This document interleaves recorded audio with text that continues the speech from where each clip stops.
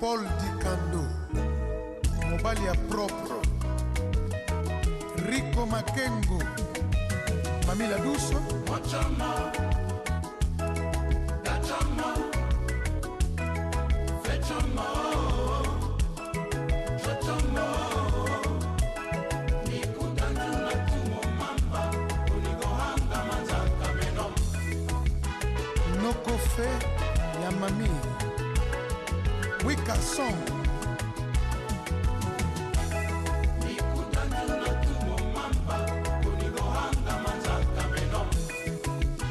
Kayembe, Shentemba, Paul Kabea. Machama, Dachama, Fechama, Chachama, Nikutana na tumo mamba, Micheline Mukendi, Yo Pasteur Mubimba, Olanda Makamanzambe teka Olanda Kabasi ya bato, Osala bandinga no Pasteur Sodi. Nikutana na tumo mamba, unigohanga manzaka meno. Mbuta di Mbuta, Chouchou Nzama. Sans souci, mobile ya Madobo frère. Bolingwe riva elekinga bangu nga moto nazana nukongo na lavi. Nakolanda ndenge nini ye kama malikolo.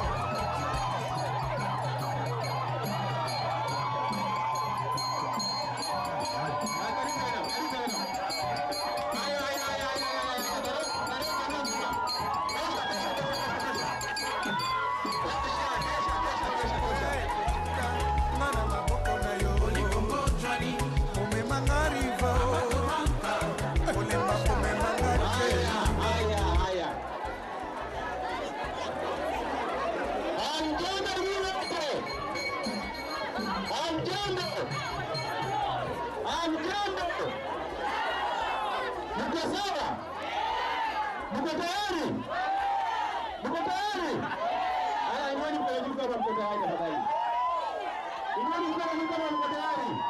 Hizo sako wenye wanaosikia wanataka kuweka bila coordination ama bila transformation, hizi vitu zote hatuwezi pata. Lazima tukue na mtu mwenye ako jovel, yenye anaweza ongea na watu, mwenye anaweza coordinate na hizo vitu zenye alikuwa na ziara za chairman afanye nini, atimize. Ukipata kama organizer hata kuwa ni mtu mwenye ako jovel, najua hata kazi ya chairman itakuwa ni bure, kwa sababu organizing secretary yeye ndiye ana coordinate everything yenye inataka kuendelea kwa niaba ya chairman. Tunanielewa? That's why nimesema hizi maneno za chairman, kama tunataka chairman mwenye anataka kuleta hizo vitu zote, mchague organizing secretary mwenye atamuelewa. Tunaelewana? That's why to my age, najua ukiangalia watu wenye wamesimama wote wako digital. Si ni ukweli? Si wako digital? Ukiangalia wifi wako hapo, ukisoma, hebu soma hapo. Soma. Ninaitaka mtu mwenye ako digital kama yeye. Hiyo ndio sababu utasikia siku moja mbili mtu amefukuzwa. Unajua anafukuzwa juu ya nini? Hayuko digital. Ukimwenda na yeye kwa meeting, yeye ni mtu wa kulala. Hakuna kitu yenye anafanya nini? Anaandika, kesho yake anakuja, mimi nimefukuzwa. Hajafukuzwa, kuna kitu yenye hajui kuandika. Utaenda aje ujui kuandika huko kwa hiyo kwa ofisi ya governor? Tunaelewana? That's why nimesema kama mtu mwenye kama kijana, huyo chairman mwenye utachagua hapa. Tunaelewana? Tunataka tukivaa zuri tukienda huko kwa governor ni watu wenye wanaelewewa. Tunasikia? Tunakuwa touch. Unasikia? You just touch. Just touch. Alafu tunaendelea mbele. Tunaelewana? Na wenye wamesema, wengine wamesema wanaenda mwaka moja. Atawacha nani after he has gone? Sitawacha mtu kama Ben. Ndio nitawaambia hapa, ndio mahali chairman alikuwa ananiambia finya hapa watu wa Coca-Cola kuje. Finya hapa watu wa Darling wafanye nini? Wakuje. Lipa maji hapo watu wa maji wasikuje kukata maji. Si kweli? So what we need is this. chagua mtu mwenye naye anaelewa hizo vitu zinatakikana. Sivyo? Wacha tuongee kweli. Hii sio hii kitu ya samani yenye tunasema. Sahihi Kenyatta Market iko kwa website. Siko kwa website. Tunasikia wenye watu wanaongea kwa website. Ukipeta mtu mwenye hata kuwa anaweza hiyo website, atakwambia information gani? Hakuna. Alafu tukiingia kwa chairmanship, weka mtu mwenye anaweza. Si unawajua? Watu wenye wamesimama wote tunawajua. Tunajua mwendo yao. Tumewajua. Weka mtu mwenye atakuweka kwa at least ana transform hiyo Kenyatta wenye tunasema tunataka kutransform. Tunaelewana?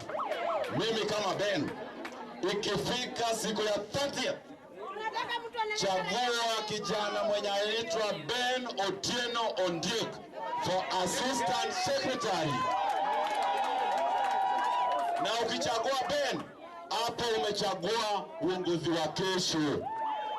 Kwa sababu hao wote wanaenda, na wakienda mimi nitabaki hapa. Tunaelewana? Mimi nimeomba kura yenu, sitaki niende mingi sana. Ukifika hiyo tarehe nipatie kura, najua nitahudumia vizuri kwenye hizo mambo zote zenye zinatap Kenyatta Market. Asanteni sana. Bernard amesema, mmesikia? Kwa hivyo huwa anaitwa Bernard Ondiek anagombea kiti ya organizing secretary. Si mmesikiza? Na umeelewa? Uamuzi ni wewe? Haya, sasa wakati wa kuita mgombeaji wa mwisho kiti cha organizing secretary. Anaitwa Nicholas Owino. Karibu sana.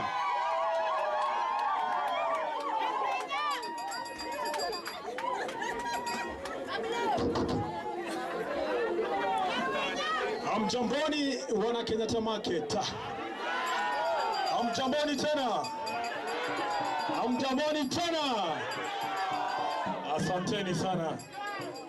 Asanteni sana kwa kufika kwa wingi ili msikie sera zetu za mwisho. Hizo zingine sasa mtasikia kwa stall door to door. Kitu ya kwanza, mimi mnanijua. Mimi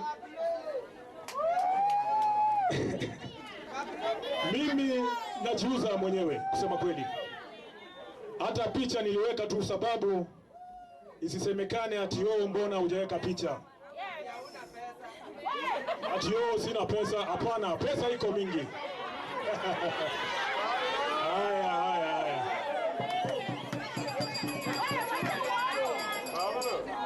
Kitu ya kwanza, nimesikia wengine wameanza kunisengenya. Waendelee sana. Mimi ni mtu ambaye nina msimamo wangu. Nikishachukua msimamo ni huo. Na uwezi nitingisha ama unihonge nitoke kwa ule msimamo ambao nimechukua. Na wanaume wote wanafaa wawe hivyo.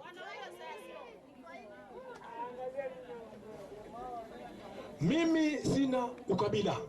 Nataka munishike vizuri. Mimi sio mkabila. Mimi napenya pande hii, napenya pande hii, napenya mpaka hapa.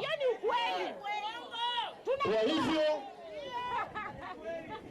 nataka munipe kiti hichi cha organizing secretary kwa sababu ni kazi naweza. Tutakupea. Hata mobilizing sifikiri kama kuna mtu ananifikia hapa kwa kumobilize watu. Kweli rongo. Sasa kwa sera zangu. Discipline imeenda chini sana kwa hii soko. Discipline imeenda sana kwa hii soko, na nikiingia kwenye hiyo kiti ya organizing secretary nitanyorosha hiyo discipline. I'll be the discipline master.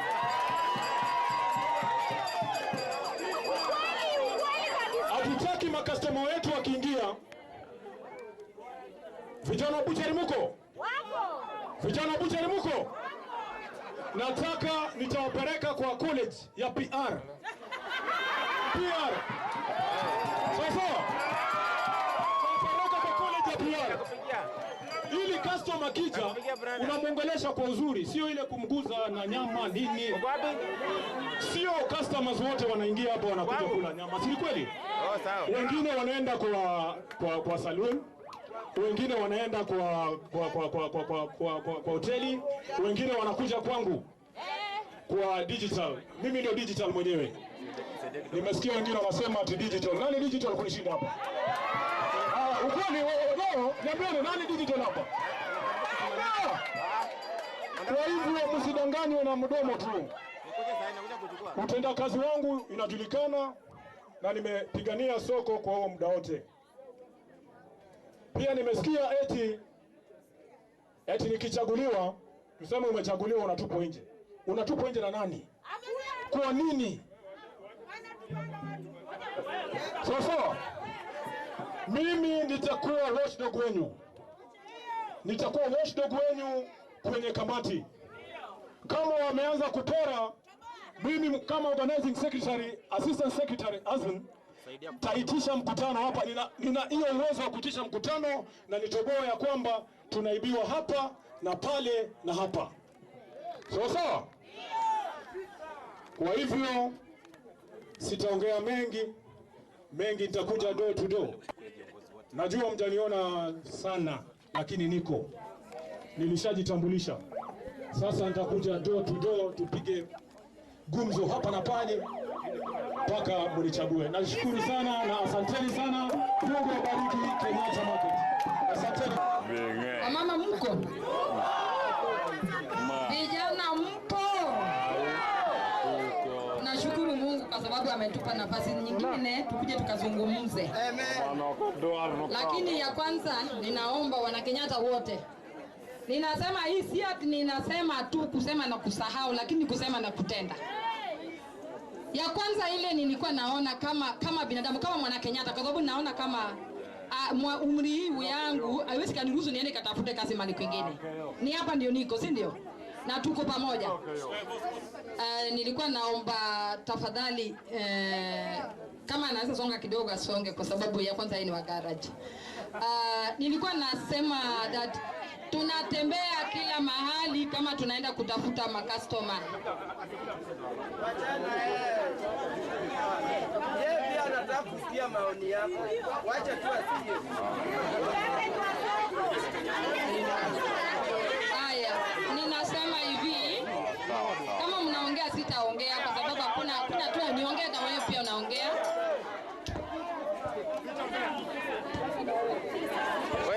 Tafadhali nimesema wacha mtu atoe maoni yake. Sasa Uchumi tukienda Yaya Center wameweka kitu inaitwa Market Day. Market Day inawezekana hapa Kenyatta Market. Tuko na mafundi, tuko na saloonists, tuko na wale wanatengeneza viatu, wale wako na butchery, wote sisi wote kwa pamoja. Hapa hii parking tunaweza omba kwa serikali ya saisi, that is county government, watusaidie one Sunday, maybe first Sunday ama second Sunday of the month, kila mtu apewe mahali padogo, at least a display kile anafanya hapa ndani. Na hiyo itasaidia hata foreign, hata wasungu watakuja, kwa sababu wanaenda Uchumi, wanaenda ya Center, wanaweza kuja hapa Kenyatta. Na sisi pia tujimudu kimaisha. Si ati tutakuwa tunataka both local and foreign tourists wakuje hapa atununulie vitu. Kama saloonists nikisatengeneza kisanza niweke hapo, na nipige picha ya wawili nimeshuka niweke hapo, waone, niwape kadi yangu, si watakuja wanipigie simu. Vile kwa fundi wa nguo ama fundi wa viatu aweke zake pale, wao waone vile sahihi viatu inatengenezwa hapa ya vitenge, na iwekwe pale nje, ukajue mahali padogo pa every one day in a month, at least unakuwa umeuza na umepata pesa yako. Haya, Otenga lazima uwe. Hakuna mahali tutaenda kwa sababu hata mimi ni Otenga. Mambo ya Otenga tuachane nayo. Haya, ya pili nilisungumuza hapa, nimeona kama saa hii kila mtu amekimbia, anataka sako. Enyewe mimi pande yangu niko kwa sako. Ninaona uzuri ya sako, ndio sababu nilisema Sisi wana Kenyatta tumeporwa mara mingi na hao watu wanakuja, sisi ni NGO, sisi ni microfinance. Tunapeleka pesa zetu na tujui zinaenda wapi. Microfinance hainanga faida, hainanga pesa ile inaitwa dividend. Lakini sako iko na hiyo dividend. Ni wangapi hata sasa hii mnaona kama wale wako na runinga, unaona kama inatangazwa kila wakati that kuna bodi ile inaitwa Cusco. Pesa yako kama iko kwa sako iwezi kapotea, lakini ya microfinance inaweza potea kama mwenzako amekataa kulipa loni. Ndio sababu niliwasa Kenyatta Market both watu wa nje na watu wa ndani wote tuungane pamoja, tuwe na sako whereby tutakuwa tukipewa loan na watu wa Cusco, na kila mwaka tunapewa kile kinaitwa dividend. Hiyo dividend inamaanisha ya pesa yako ile umechanga inafanya biashara mahali, na kila mwaka unakula hiyo pesa yako. Ya tatu nilikuwa naomba hii mambo ya welfare. Tunasikia hatujawahi kuona action tangu nikuja hapa Kenyatta, niko na zaidi ya miaka 20. Hakuna action nimeona kwa mambo ya welfare. Welfare inatakikana tuwe na welfare ile hata tungeona basi hapa nje. Wale wanaishi Kibira mnajua ile inaitwa Hawkers Market. Wako na basi. Ni kwa nini? Kwa sababu hakuna umoja na wako na sako ile ina nguvu sana, ile inaweza kutoa mtu hapa Nairobi ipeleke hata Nyanza, ipeleke hata Central, ama ipeleke hata Eastern ama Western. Apeleke bila sisi kutoa pesa mingi vile tunachanga hapa shilingi 50 ile hata ulipu at the end of the day. Ya nne ile ninasema ni kama ni ya mwisho, nilikuwa nasema juu ya rehabilitation. Tuko na vio vyetu. Last time Sister Wamboi alisema hapa lakini haikueleweka vizuri. Vio vyote ambao inatumiwa na watu wengi inatakikana itunziwe. Kwa hivyo hii yetu tutarehabilitate, hatutajenga mpya. Tutarehabilitate ndio itengenezwe inawe kama ile ya nje. Mpaka mtu hata customer akienda hataona ngumu. Na kwa market zote watu wanalipa shilingi 100 kwa mwezi kwa kila stall, hata kama mko watu 20, mko watu 30. Hiyo 100 inatosa choo, kutengeneza choo na kununua tissue. So hatuna kwa tukienda na hii vibe bob, tunakuwa tukilipa 100 every month. Na tunalipa hiyo, ukisalipa kwa stall yako kila mtu atakuwa akitumia choo. Watu wa nje ndio watakuwa kilipa 10 bob wanalipa nini. Na tutakuwa na one day, siku moja ile, siku ile tunafua sana ndio tunaosha. Tutakuwa na siku ile tunapeana maji bure kwa sababu maji ni yetu sisi, ndio tunalipa na pesa yetu. It is very possible kwa sababu hata makina inafanywa na nimeona kama inaendelea. Na tunapewa maji one day peke yake, the next day tutakuwa tukinunua. Sasa hii kwa sasa hivi tunasema mambo ya security. Security yenyewe yetu hapa kwetu ni poor. Kwa sababu hata tuna ile board tunaweza kusema that hata stall yako hata chochote kifanyika utaenda kwa nani? Watchman ile tuko nayo, tuko na watchman wawili wale wanafanya both night and day. Uwezi kaenda hii serikali hii tunaunda mpya hii mnachagua Monday, tutakuwa na departmental, tutakuwa na watu ambao watakuwa na husika na security. Tukipea hiyo hata kama iwe nani tutakuwa tukimpa hiyo kazi. Sasa chochote kipotea uendi kwa watchman, unaenda kwa yeye unamwambia vitu zangu haziko kwa stall, na yeye ndio atafanya jukumu ya kutafuta watchman na aulize vitu ya huyu mwenzangu wameenda wapi. The last one is about a committee. Committee tukisashindwa tunaambiwa sasa join committee. Sera iko tofauti hapa. Tutaorganize kwa njia nzuri ile kila department hapa Kenyatta, saloon, butchery, watu wa viatu, watu wa nguo, kila department wawe kwa committee. So wanaweza baada ya mkutano wanaweza kujuliza wenzao that hii yenyewe nilisikia. Watakuwa kisema hapa tukiwaita tulikuwa na mkutano. Ndio sababu ninaona kama mimi ninaomba kura. Kwa sasa hivi maybe unaweza ona hao huyu hana pesa kwa sababu wenyewe watu wanatumia pesa hapa. Na pesa naye ninajua sina. Lakini niko na akili ile italeta pesa zaidi kuliko ile tunakula saa hii. Shilingi 30 uweze kukompea na maisha yako yajayo. Na Mungu awabariki.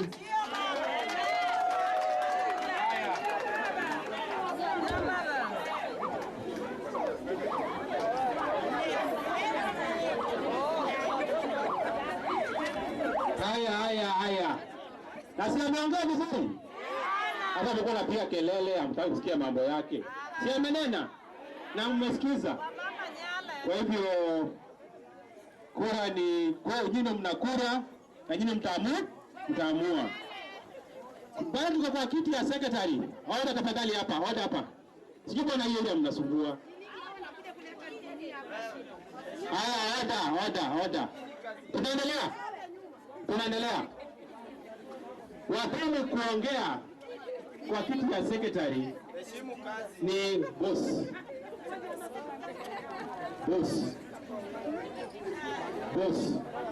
aheshimu kazi yetu. Boss. Watini kuongea ni Silvance Ndekle. Karibu sana bwana. I salute you in the name of Jesus Christ. Let's praise the Lord. Wote tubarikiwe nyote pamoja. Nikisimama nasema ya kwamba mimi ndiye naitwa Silvance Omune Ndekle. Ukipenda zaidi unaweza taja kwamba our secretary. Nikisimama nasema ya kwamba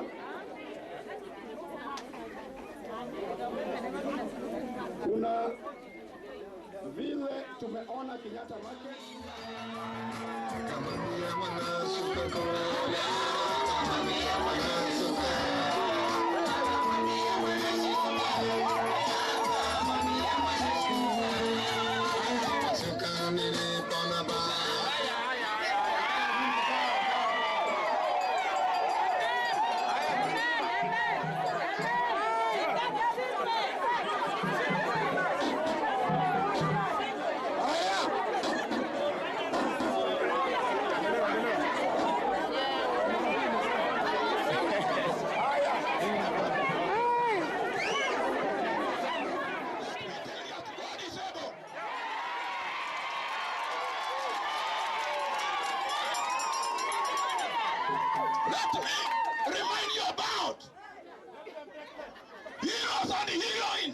within our world.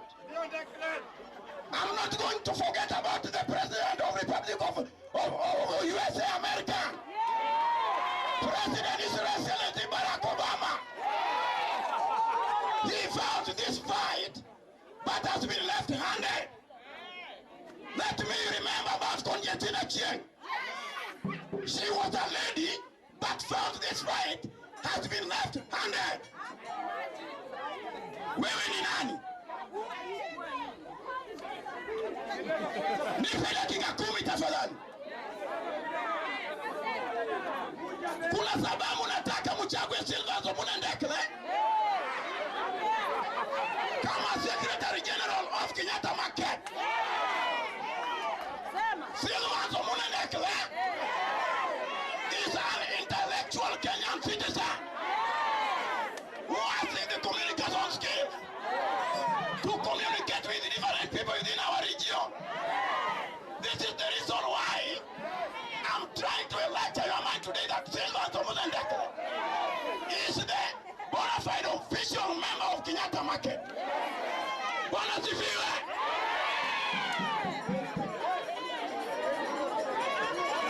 Nimesikia mkilalamika kwamba Kenyatta Market is several resources. Pesa inaingia Kenyatta. Munashinda mkichagua watu asubuhi na mchana, lakini wote hawaletii ripoti ya kutosha. Nataka mchague yule ambaye ameaminika, ni mtumishi wa Mungu ambaye will be transparent and accountable for your resources.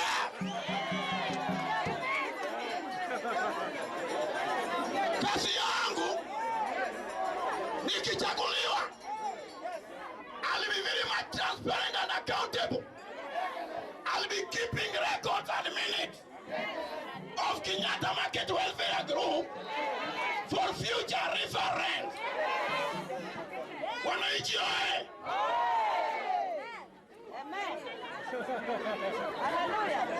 Watu wanaongea kuhusu SACCOS.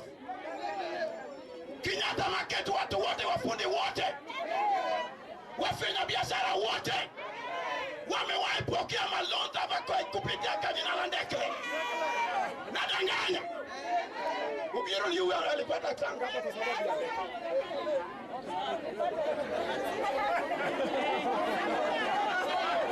Women groups zote tumetengeneza. Groups zote tumetengeneza. Kwa hiyo mambo ya kuunganisha wananchi wa Kenyatta Market itakuwa ni kazi yangu. Tumekuwa na shida tele. Mkutano hawezi kaitwa Kenyatta Market. Ndio mtu ambaye kuna shida aje hapa aseme niko na shida fulani kwa stall yangu. Kwa sababu imekuwa ni kwamba hakuna sekretari ya kutosha. Wale wamekuwa wakichaguliwa, kazi yao ni kwenda kulala kazini. Nawaambia leo hii, chagueni mjakazi ambaye ameaminika, amewahi fanya kazi ya Mungu na ako ready kuleta hata uokovu Kenyatta Market.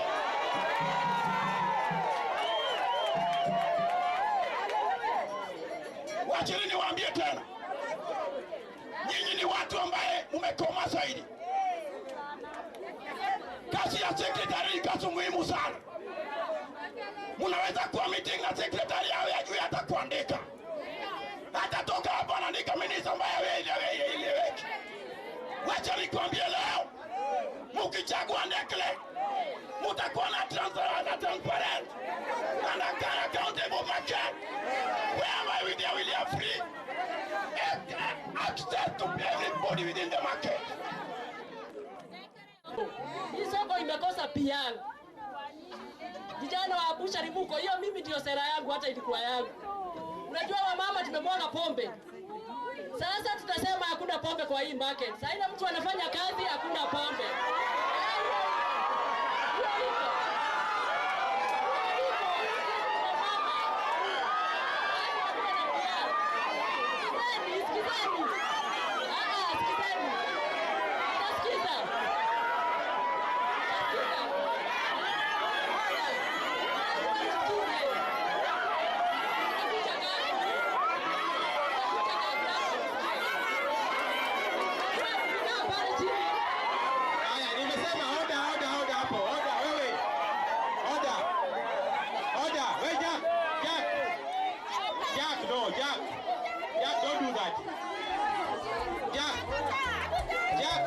Control watu hapo nyuma.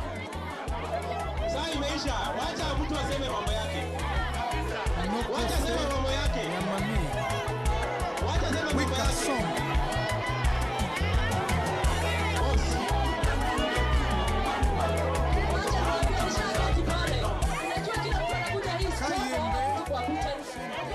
Lazima tuwe na PR kwa hii market. Kwa sababu hata wakasema zetu wanarudi huko nyuma. Na nyinyi tumeandikwa kazi. Lazima mtuheshimu. Na lazima muache pombe masaa ya kazi. Kuna kitu kingine, lazima tuambie mmeandikwa kazi hapa. Na lazima mtutii. Hatutaki pombe kwa hii market. Nyinyi ni watoto wetu. Whether mpende msipende.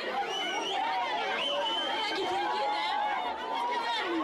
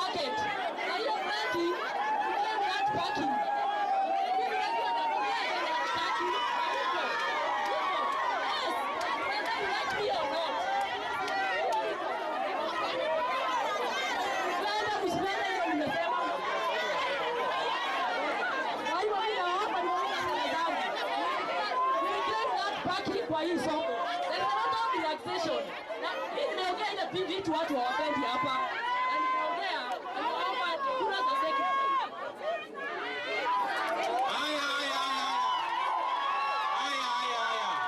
Oda. Lydia Wanjiko Ngoge amesema sera zake. Kuna wenye hawajasikia lakini amemaliza.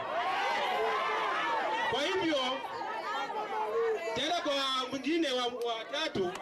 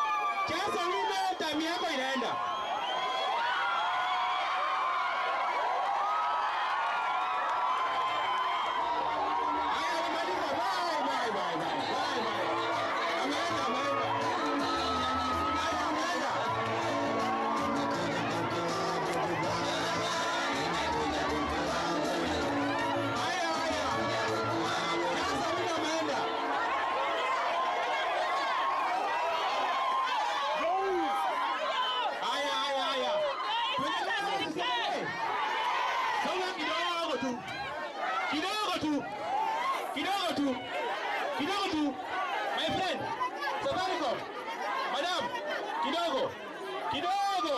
Haya, tumekubali kidogo tu. Haya, changa dakika 5, nimebaki na dakika 5 yake. Ndugu yangu Bwana Rondie kaliongea dakika 5, nimeongea dakika 10. Sasa I have more than 15 minutes. Haya. Wapi nduru ya wamama? Wapi nduru ya vijana? Wapi nduru ya wazee? Juzi nilikuwa hapa nikasema Lina inakuja, walikataa. Lina sasa imekuwa mto kubwa. Hii inaitwa mto Jordan. Imetoka kule Misri inaenda Nile. Nani anazuia? Nauza sera yangu leo. Sera number 1. Serikali ndio itakuwa mtu wa kwanza kuleta beauty contest Kenyatta Market. Wapi changamoto ya hiyo? Serikali ataleta Miss Kenyatta Underworld. Sema Miss Kenyatta Underworld. Pahali ukikuwa the best mrembo unapata 1,000,000. Sawa? Serikali ataleta the best designer in textile. Sema best designer in textile. Fundi mzuri mwenye atashona nguo mzuri atapata award, sivyo? Kwa viatu pale, ukipatikana umeshona kiatu mzuri utapewa award. Sema award. Ya 3, serikali ataleta ile kitu inaitwa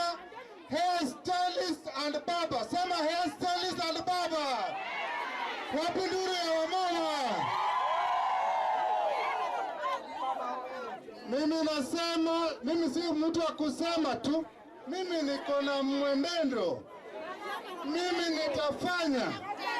Kama utashona nywele mzuri, utapata pesa. Kama utanyoa mzuri, utapata pesa. Ya tatu, serikali will promote Choma Joint and Hotel. Sema Choma Joint and Hotel, ambapo tuta make sure hizi mabucha zote sitakuwa kiwango fulani, na tutakuwa na competition yao. The best mwenye anatoa choma mzuri kabisa atapata award. Sema award. Mwenye atatengeneza githeri mzuri atapata award. Sema award. Haya. Mnanisikiza? Tuko pamoja? Serikali atahakikisha, tusema hapo. Haya, ile ya maana, sema ya maana. Serikali atahakikisha ya kwamba mtu yoyote Kenyatta Market atakuwa mwanachama wa Kenyatta Market Welfare Group, ambapo kama utakuwa na shida yoyote utalalamika na shida yako itasikizwa hata mbele ya koti. Sema mbele ya koti. Niendelee ama nisiendelee? Nitoboe? Mnisikize mzuri. Serikali ukimiangalia hajasoma ama amesoma? Juzi iko mtoto wengine hapa anakuja kwenyu anasema serikali hajasoma. Sema laaniwe, ushindwe, rushwa. Serikali amesoma na kuna degree. Sema kuna degree. Sasa niendelee ama nisiendelee?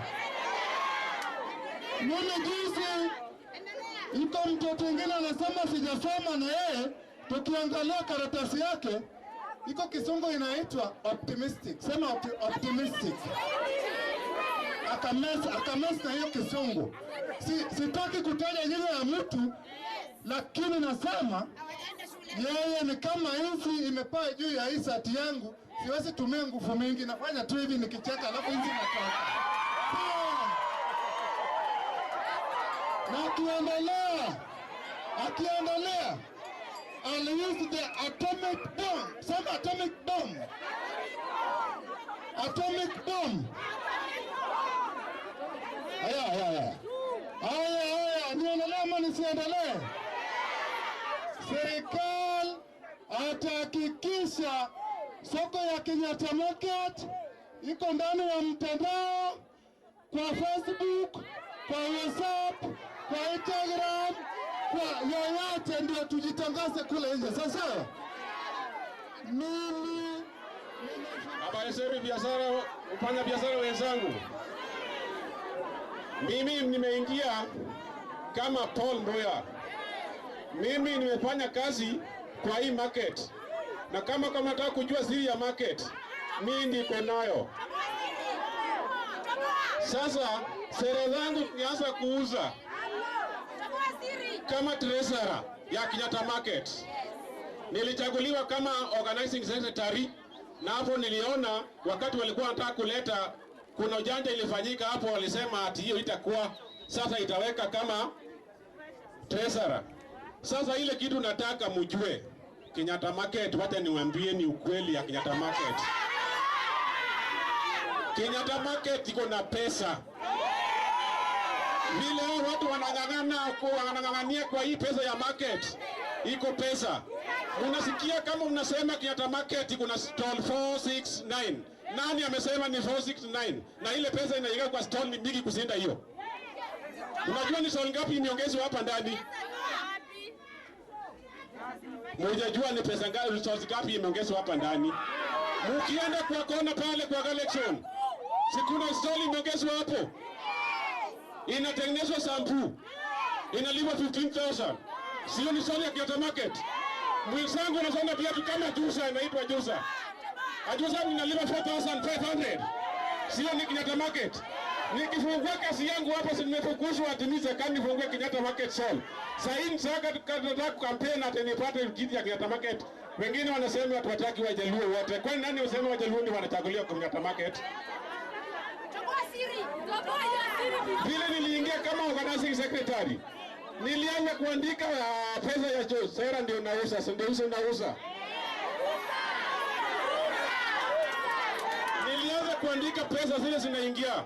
Kwa choo ya kwanza, mwezi ya kwanza tulipata 69,341.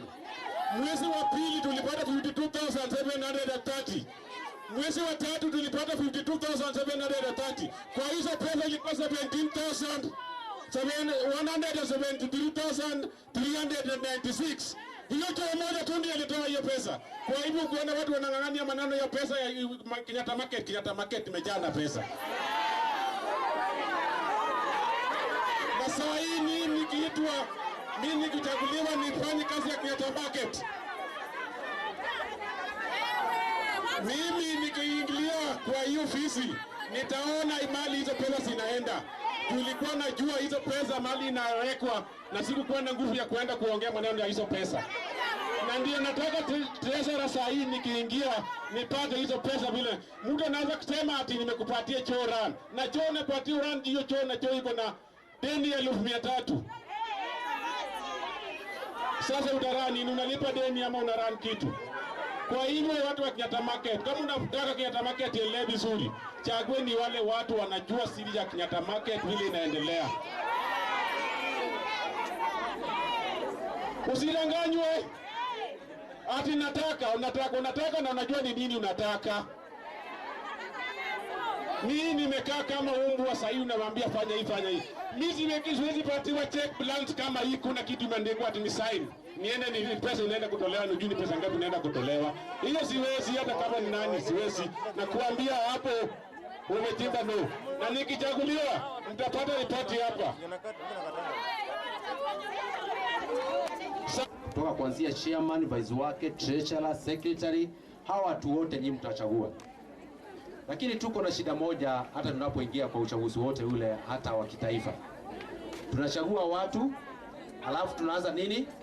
Kulalamika sisi wenyewe. Inafanyika hivyo? Mnachagua watu nyinyi wenyewe, baada ya muda mfupi mnaanza kulalamika nyinyi wenyewe. Ndio maana nasema kitu cha kwanza nimefurahishwa sana na hawa candidate wote wanapopeana manifesto yao. Muangalie candidate ujue ni candidate aina gani. Tunaelewana? Na hivyo moja ameongea kuongea mambo ya kabila. Usijaribu kuangalia mambo ya kabila. Tafadhali. Kabila yetu ni moja, sisi ni wa Kenya. Kwa hiyo mtu unapozungumza hapa, anapoomba kiti, usimwangalie kama ni Mjaluo, usimwangalie kama ni Mkikuyu, usimwangalie kama ni Mkukamba ama kabila yote ile. Hapana. Muangalie kama mtu ambaye anaomba kiti ya kuongoze, na unapochagua mtu tuelewane, unapochagua mtu you surrender your rights. Do you know that? You surrender your powers. You surrender your voices to that particular person. Sasa umesurrender kila kitu kwake. Kwa hivyo muangalie vizuri, usimdhalau, na watu wote msiwadhalau wanapofanya kampeni yao. Nimeomba MC just to mention this on that year siku ya uchaguzi. Tuelewane ndugu yangu. Hiyo siku ya uchaguzi ofisi yangu itapeana polisi. Polisi watakuwa hapa, wengine watakuwa na uniform, wengine watakuwa na plain clothes. Plain clothes kusudi tuelewane vizuri sana. Utakuwa umekaa na polisi lakini mjui uanze kuongea mambo zako ama kuleta fitina fulani, utachikwa. Tumeelewana? Utalala ndani. Kwa hivyo organizing committee, election board, wote ambao wanapanga uchaguzi, furugu yoyote ile itachukuliwa with the fullest force of the police officers. Tumeelewana? Hiyo siku Najua watu wengi sana maybe wangependa sana mambo ya ulevi. Na tunaamuka hapo unaanza kufunga watu vile umelewa pombe zako asubuhi hiyo utashikwa. Let's conduct our election with dignity. Tuwe na dignity to conduct our elections, na kama kuna shida yoyote ofisi yetu imefunguliwa. Kuja uripoti kitu. Kuja uripoti na sio lazima ujulikane nani ameripoti. Tumeelewana? Kwa hivyo feel free to collect leaders. Mtu watu ambao wako na integrity, watu ambao wako na accountability, watu ambao hawana ubaguzi wa ukabila, tribalism. Si ajabu. Mpaka nimeshangaa hii kiti kwani iko namna gani? Kila mtu ndiye anakufa apate hii kiti. Sasa mimi naomba kura zenu,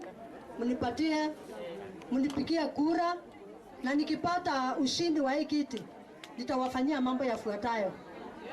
Number 1, I promise a good and a trustworthy custodian of your finances.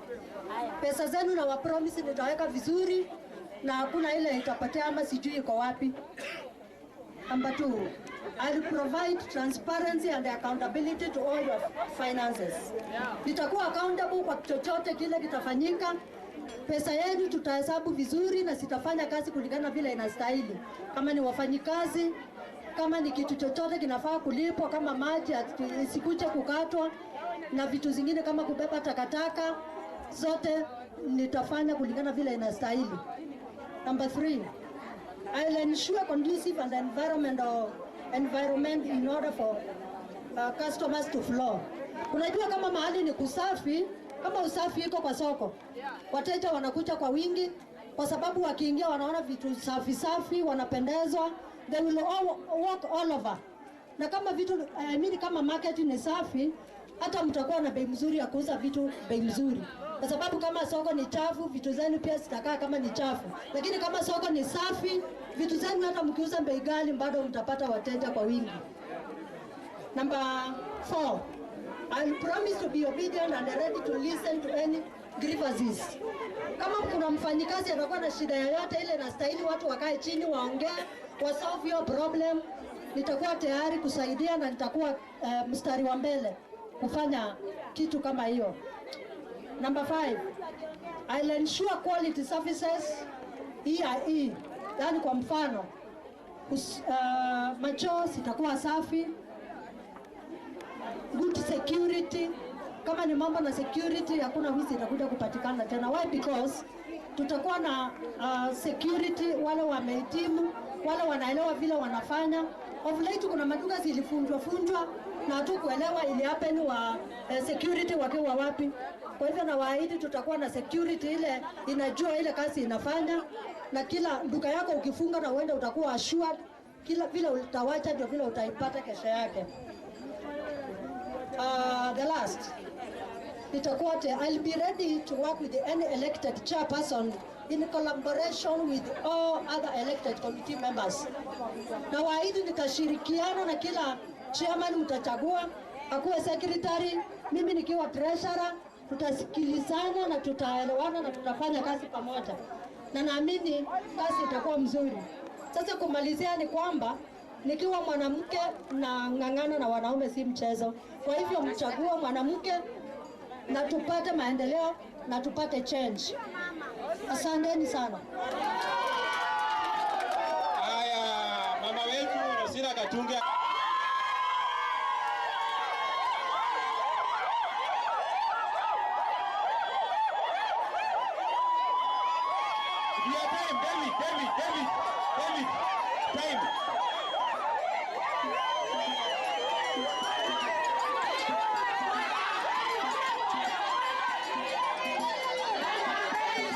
Wana Kenyatta Market mpo? Wana soko mpo? Ofisi ambayo inaongozwa na Mr. Ken. Ofisi ambayo inatarajiwa kuingia katika uongozi wa Kenyatta Market. Wamama wote wa Kenyatta Market, wababa, vijana wote na wasalimu, hamjambo? Hamjambo tena. Nikisema transparency mnasema accountability. Transparency.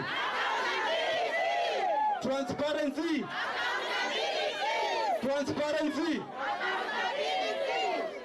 Asanteni. Kamba ni fupi, kwa hivyo nitaongea tu nikiwa hapa karibu. Yaani simame hapo ndio. Kamba ni fupi. Hapa ni sawa. Haya. Mimi kwa mara ya kwanza tangu nilipoingia Kenyatta Market nimeona Kenyatta Market inaumia. Kenyatta Market haitaendelea kuumia tukiwa na vijana wenye mawazo na malengo ya juu kama mimi. Kenyatta Market lazima iendelee. Hatutakaa chini na kuona soko inaharibika. Tukilalamika tu na tumekaa chini, lazima tutengeneze soko yetu ya Kenyatta Market. Soko hii ni yetu wote.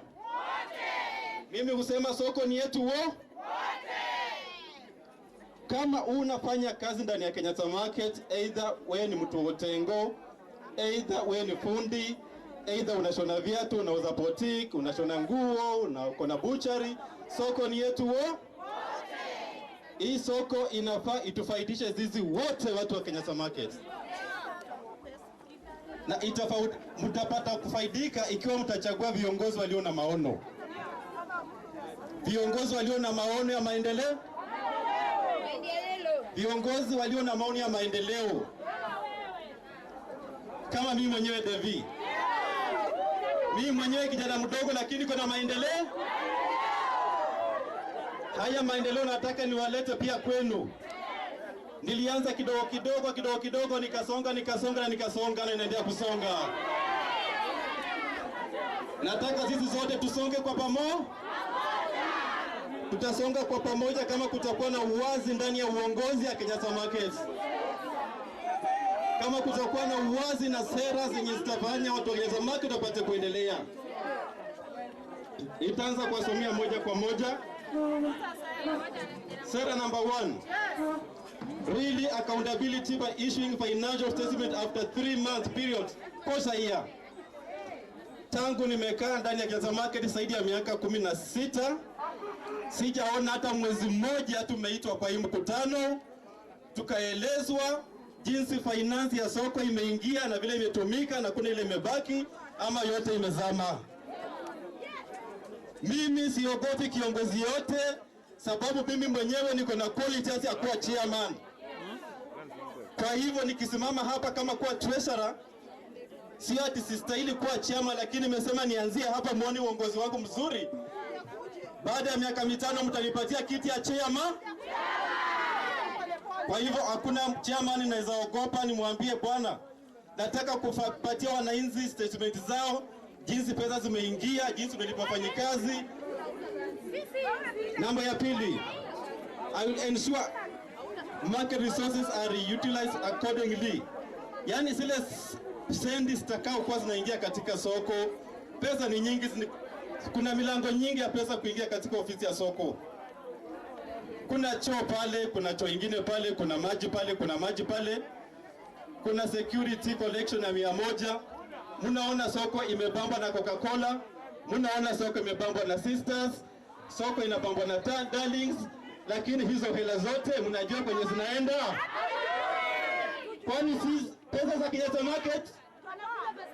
Pesa za Kenyatta Market belongs to the people of Kenyatta Market, not few individuals. Not few individual. Lazima kama kuna pesa zimekuja ndani ya Kenyatta Market, tutafute namna tukae chini tuone na hawa wanasoko watafaidika nini katika hizi hela tumepata. Namba 3, security guards and toilet cleaners are well trained and well paid as well in order to deliver quality services.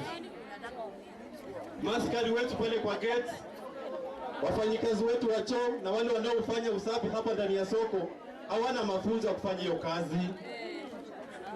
Hawana mafunzo. Ukienda kwa choo nzi zimejaa harufu mbaya. Hatujui analipo mshahara pesa ngapi. Kama ni 7,000, 6,000, 5,000 mjui. Mimi nikiwa treasurer nitakuwa nawaambia kila kitu kinachoendelea katika ofisi yetu na kamati yetu. Hakuna ofisi ya briefcase, hakuna ofisi ya mfuko. Ofisi ni wazi mbele ya meza, mbele ya jukwaa wananchi ambao wamesimama hapa. Namba 4, public participation on any arising matters concerning market finance affairs. Treasurer ni mtu ambaye atakuwa anahakikisha kwamba jambo lolote la pesa likiinuka, wananchi wamehusishwa. Unajua shida ya uongozi ni pesa. Wacha niwaeleze ukweli. Shida ya uongozi ni nini? Ni pesa. Lazima pesa tuiweke sawa katika njia iliyo wazi. Number 5. Certified profession on business administration and account. Mimi mwenyewe nikiwa hapa ni msomi. Nimesomea mambo ya hela, nimesomea mambo ya finance, nimesomea mambo ya business administration. Kwa hivyo nikiwa katika hii ofisi, katika hii kiti, nitahakikisha kwamba nyinyi nyote mko katika hali sawa. Nitaenda kwa financial institutions, sitawaletea hapa mafunzo jinsi ya kuaccount pesa.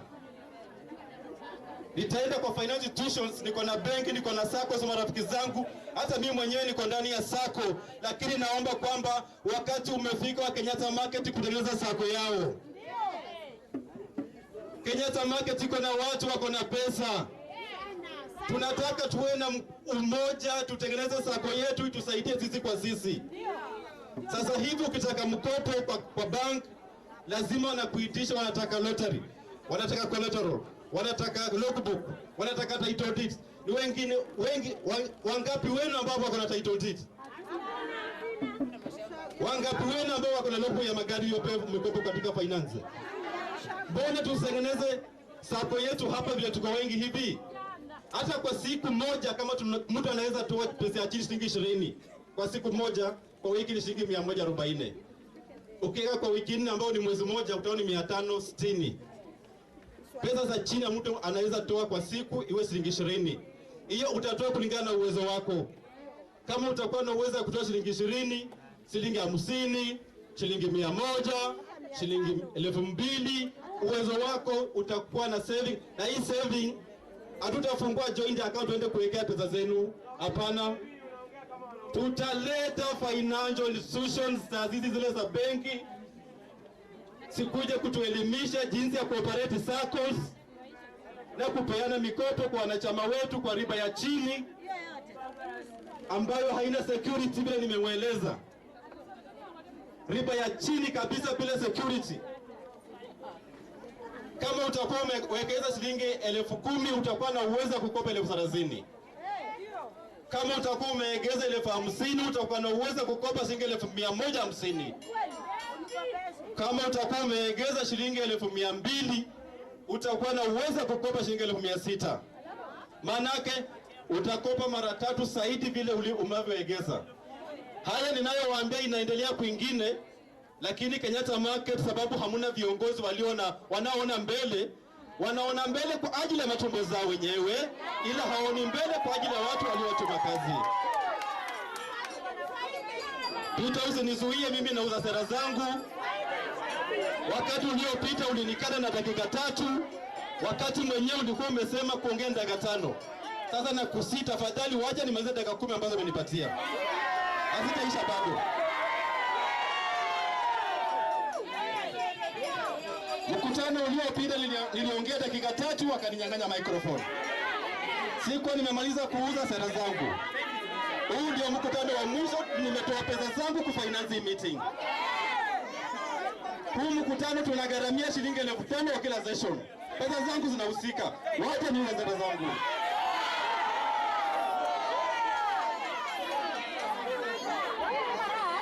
Sera nambari 7, every end of the year we'll organize a party whereby all traders and workers of Kenyatta Market will join together by having food and drinks, dance and celebrating together for every end of the year by the cost of the Kenyatta Market Committee Fund.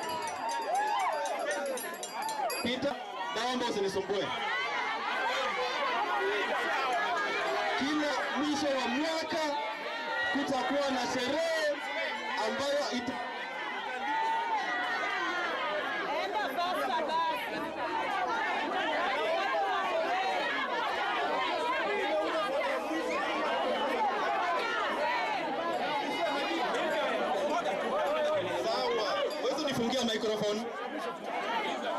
waje niuzie watu wa Kenyatta Market sera zangu. Ifikapo siku ya kuchagua na Jumatatu ijayo tarehe 30, wenyewe watajua wanachagua nani, wanachagua kiongozi yupi ambaye anawaletea nini ambayo hawakuwa nayo.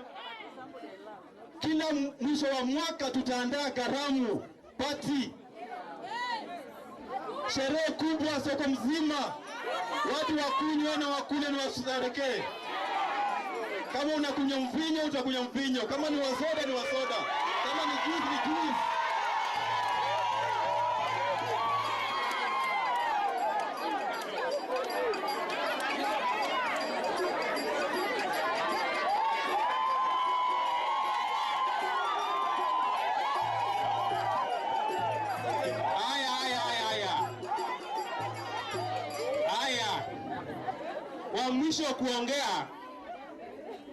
Wa mwisho kuongea kwa kiti ya treasurer. Tafadhali kila mtu awe dakika 10. Mwingine anapitisha dakika 10, wengine pia watapitisha. Mtatoka hapa na ki?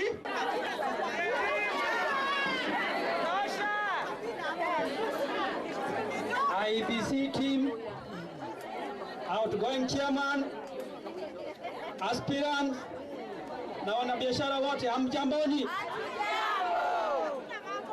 Hamjamboni tena.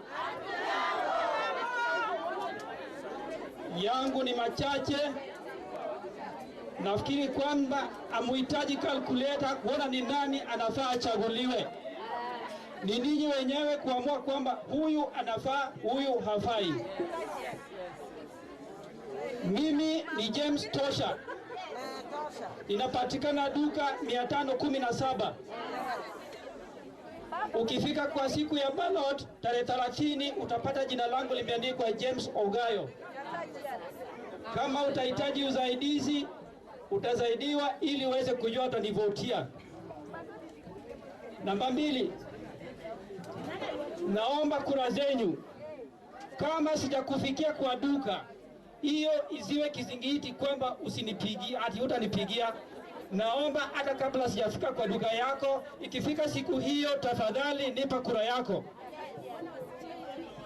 Na mimi nasimamia umoja, amani, uwazi na utendakazi, si maneno matupu.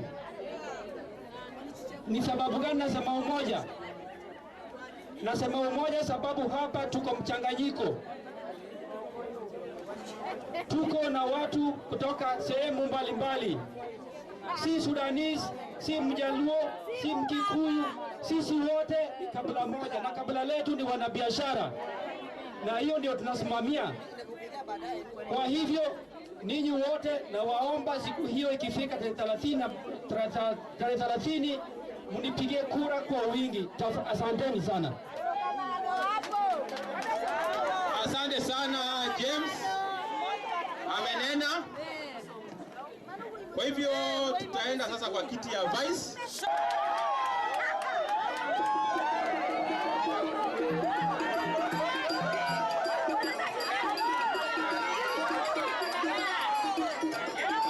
Kabisa nimetembea soko yote. Kama sijafika kwa store yako siwezi amini. Nimetembea kila store na mguu wangu kabisa. Nikitafuta kura zenu. Kwanza kabisa nimekuwa nikitembea na ndio mashika zenye hapa.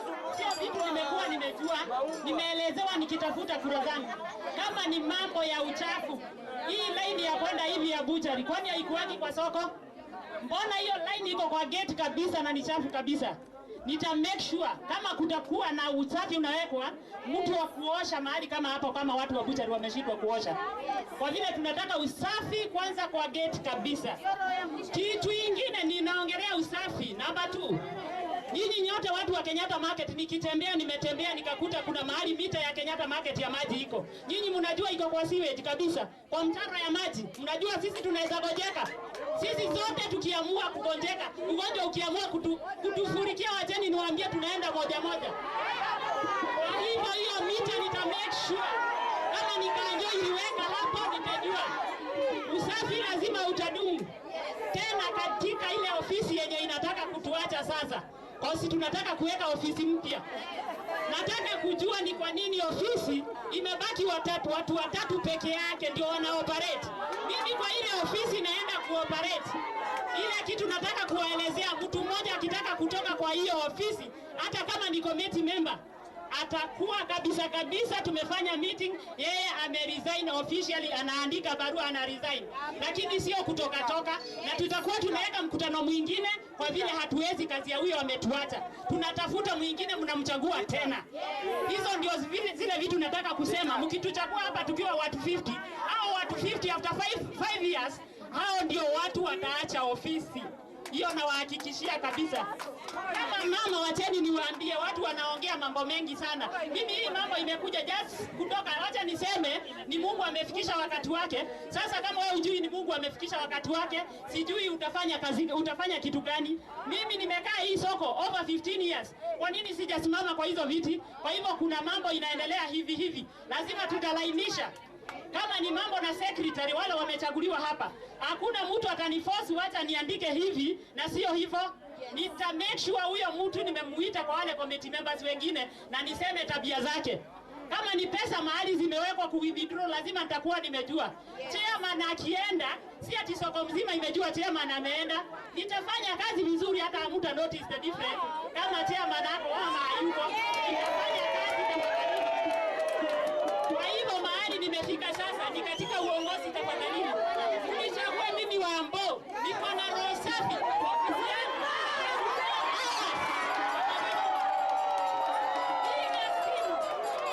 Ile kitu nataka kusema hapa, ile simu niko nayo saa hii, hiyo ndio simu nitaweka ya ofisi ya biashara yangu, nitakuwa na ingine. Kwa hivyo kila mtu atakuwa namba yangu kwa ajili ya security, tafadhalini. Kwa hivyo ile namba nitachukua ni ya kazi yangu yenye iko, ndio mtatumia kwa sababu nimepeana. Nashukuru sana kabisa kwa sababu mmenikubali kwa roho zenu. Hata sina wasiwasi.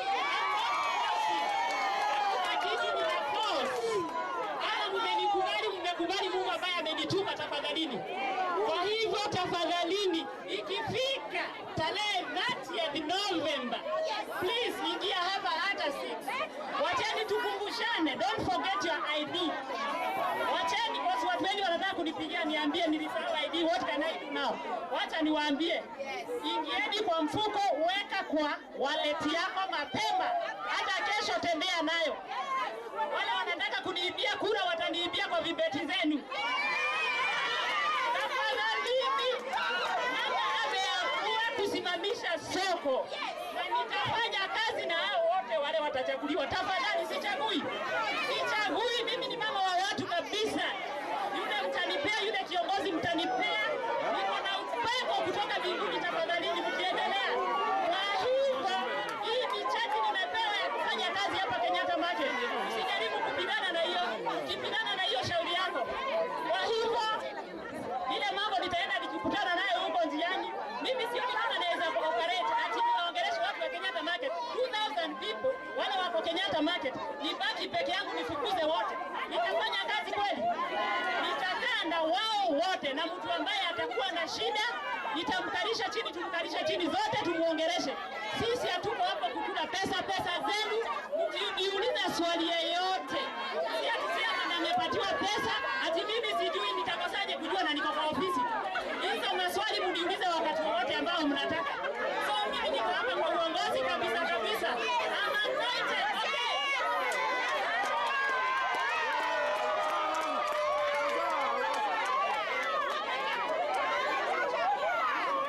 Haya, baba Bijo.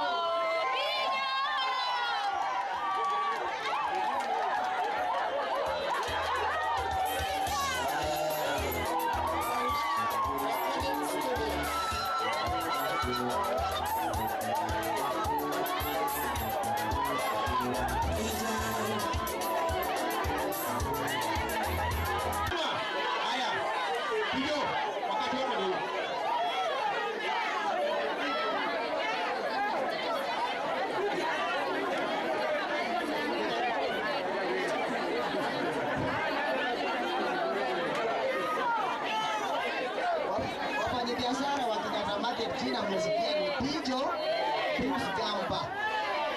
Haya, nilikuwa naomba na picha, tumecheza, nimefurahi. Na unajua mimi kuanzia kesho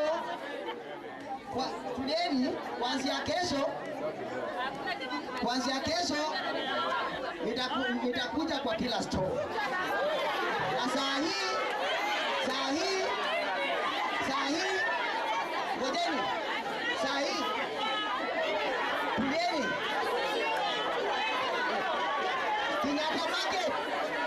Kenyatta Market, pretty ladies, how are you?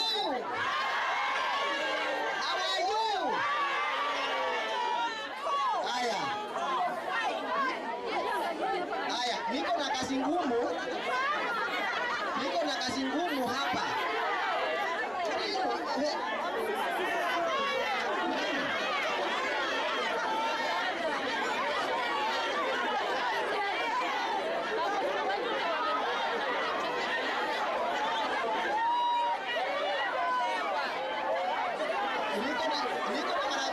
Niko na marafiki zangu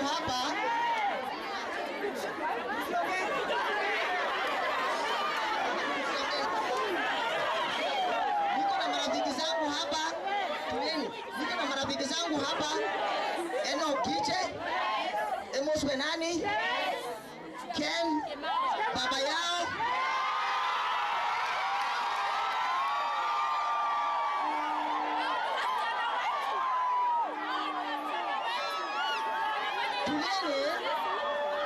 Tulieni.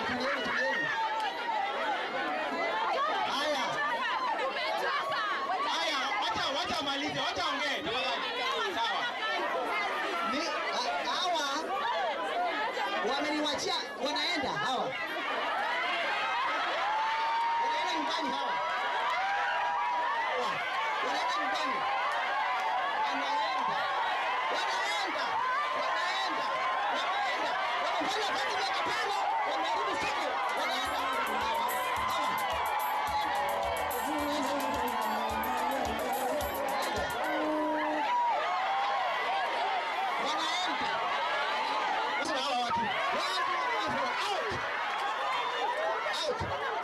Kuna mchezo. Nikifika kwa stoli yako, unajua ni mbaya. Hii pia wamebeba hapa, wasidanganye nyinyi. Nimeleta sasa niko na sera hapa. Mtafurahia. Hakuna yako, hii sasa ni yetu. Pijo akichukua kazi, haitakuwa ya huyu. Atoke. Hawa hivi.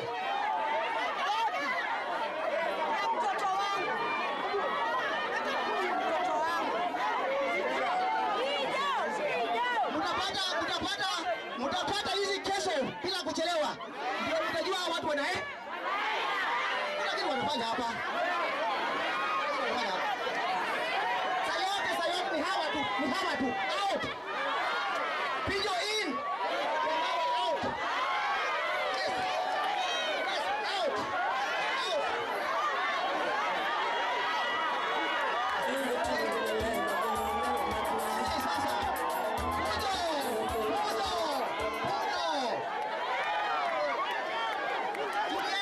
Tulieni. Sikeni maneno. Msidanganywe leo. Atakunywa pombe. Pijo ataleta picha niliweka pale ili walerarua. Ilibaki moja pale.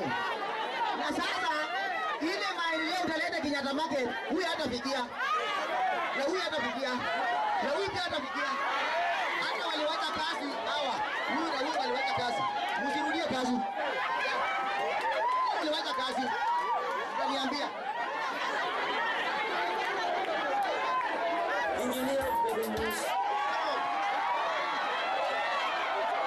Sasa kazi tulieni kidogo. Kuna kazi nimewachiwa na Ken Kimawa. Ile mlango ya Galaxon hakutengeneza, aliwacha. Hiyo tutatengeneza. Number 1.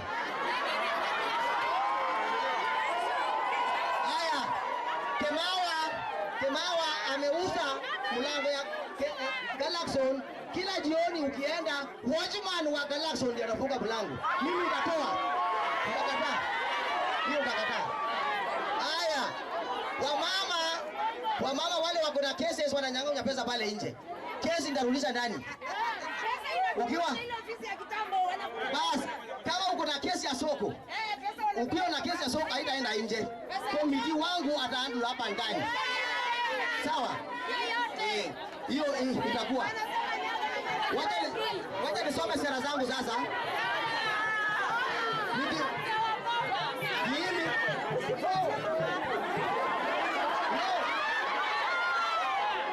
Mimi nikipewa kazi, tulieni sasa. Mimi nikipewa kazi kama Pius Gamba, if elected as chairman of Kenyatta Market, will do the following. Kenyatta Market boundary ndio taanza naye. The current one. Zile walinyakua na hao watu nyumba kubwa sitaenda. Mtu anaweza katwa singo. Lakini the current one. Watu wa City Council nitaenda City Council watanionyesha boundary ya Kenyatta Market ya Dekana iko wapi. Hiyo ni kazi yangu number 1. Number 2, demarcation of boundary is number 1. Number 2, I'll ensure parking is renovated. Hakuna matope mtapata pale ndani. Pale nje. Sawa. 3,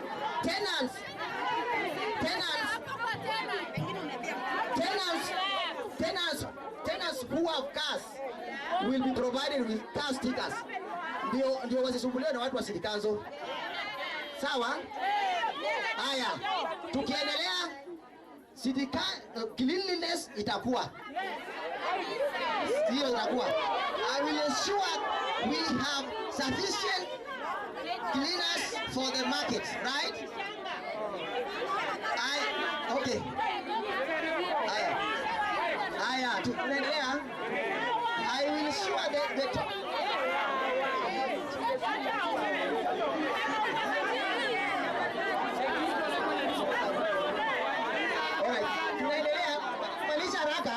kwa sababu kesho kazi itakuwa ngumu kwenu. Mlipewa muda mrefu kufanya uchambua na kuchambua kujui nani mbaya kati yetu hapa wale wanataka machama. Na umepewa siku 5 ufikirie, sawa? Haya, I will ensure that toilets nyamaza, toilets nasikia hapa ni sitasikia toilet zetu hapa ni kidogo na itajaribu sana wajaribu kama wanaweza kurekebishwa ama ndio tufanyie ndio. Kwa sababu choo nasikia choo ikiingia hata kabla hujatoa siruaru hivi mtu mwingine amepiga mlango. Utatoa siruaru mwingine anaingia. Kabla siruaru mwingine anaingia. Hapo ndio karibu. Haya.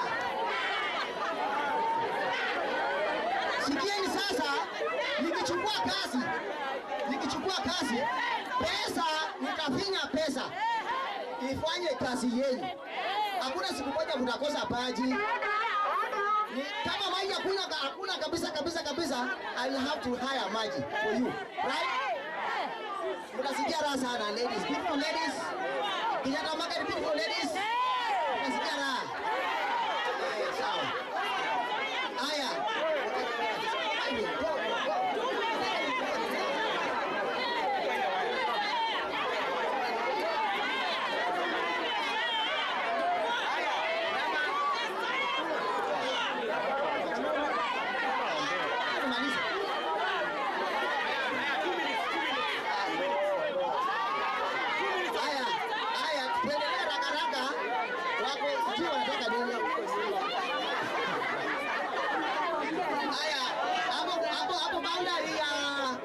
Tumemaliza. Mwaka jana tulikuwa na shida ya power. Kama pengine mko na shida nitakuja kuomba nyinyi mkinipatia ruhusa regional manager ya power ataletwa hapa aseme ni nini. Kama stima imeenda tuweke generator muendelee na kazi. Haya, tunaendelea. Security ni mbaya. Tutahakikisha security iko kwa sababu security ya hapa ya Ken Kimao za zingine anauza maji pande ile na mlango pande ya kuna security.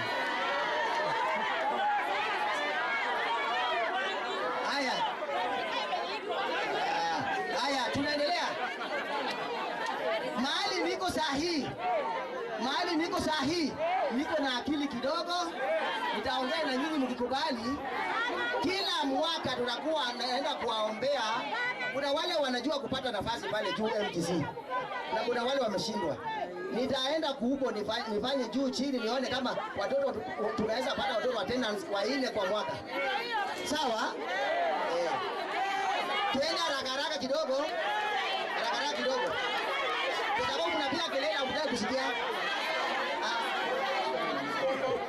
Haya, ile nitamalizia naye maji sikieni, wakati wa mvua mtawekewa bench, usiende na matope kwa stall, mtawekewa bench pale ya kuweka viatu. Mtaweka viatu pale. Haya.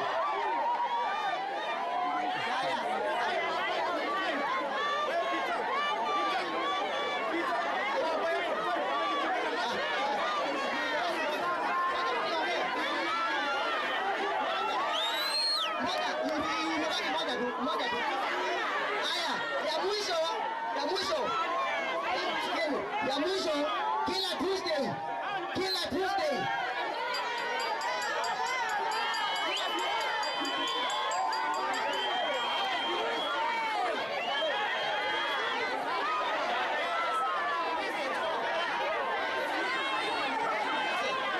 Haya.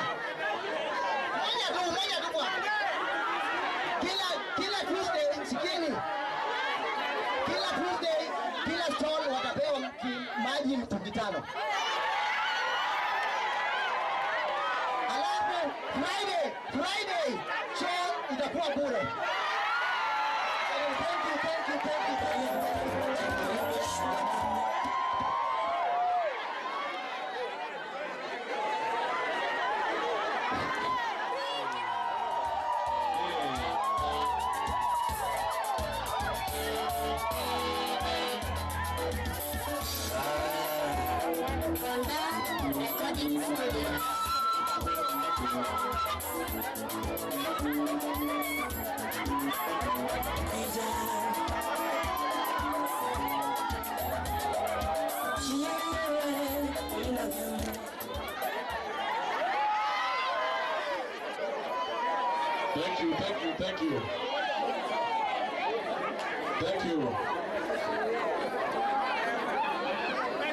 Thank you.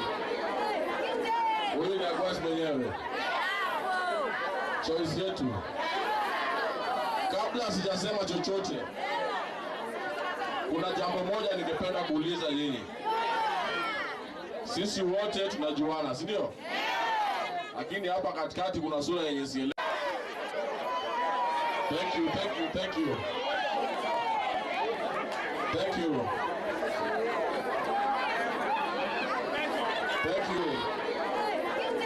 Wewe ni akwasi mwenyewe. Choice yetu. Kabla sijasema chochote, kuna jambo moja ningependa kuuliza nyinyi. Sisi wote tunajuana, si ndio? Lakini hapa katikati kuna sura yenye sielewi. Ningependa aje mbele atuambie anaitwa nani na anatoka wapi. Ndugu yangu njoo.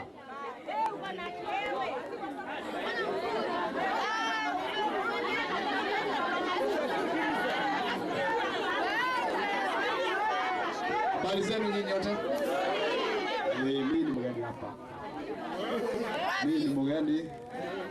Nimekuja nitembelee hiki kikao hiki.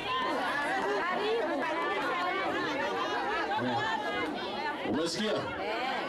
Lazima muwe sensitive. Na wako wachache, wako wengi. Akwasi mwenyewe. Elewa? Mimi na pia unaniona? Niko na maji zile chonjo. I've studied this guy. Mkidansa dance na nyinyi na ni mgeni katika kitu. Anadansia nani? Anajua nani? Thank you. Mimi kama Enoch Kiche ndio nagombea kiti ya chairman. Nanyenyekea mbele yenu. Tafadhali tuende polepole. Tafadhali Please kindly let us. Naomba mnipe masikio yenu ili niweze kuwaambia mambo zangu. Mimi nafikiri sauza sera zangu hapo mbele yenu, na jukumu letu kubwa sana katika hili soko ni shida zile zinatupata sisi kama wafanyabiashara wa Kenyatta. Kwa hivyo hiyo inaanguka ni posta yake, utakuja katika hili posta. Mimi jambo letu kubwa ni ya kwamba ningependa kama chairman ambapo anachaguliwa katika hii mwaka, ningependa kusema within 2 years tuweze kupata basi katika hii soko ambapo inaweza saidia sisi wenyewe kwa biashara, na mtu wetu akipata shida ili aweze kupeleka naye nyumbani.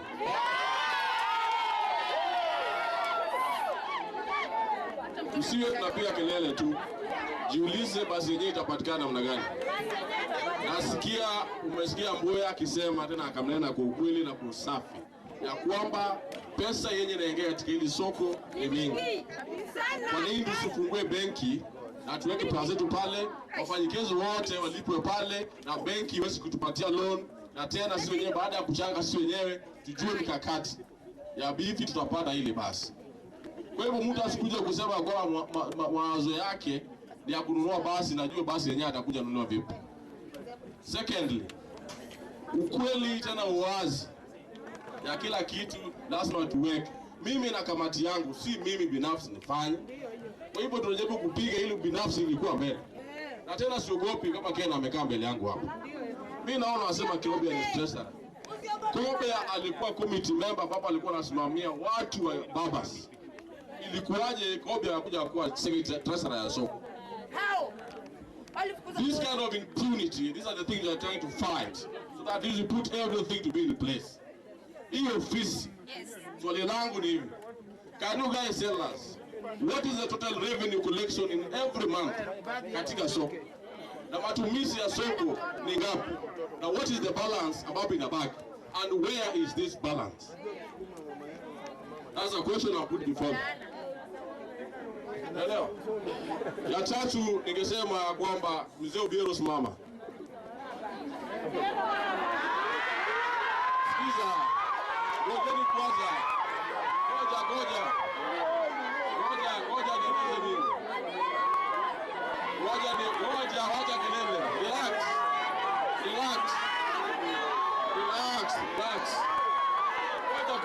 Ngoja.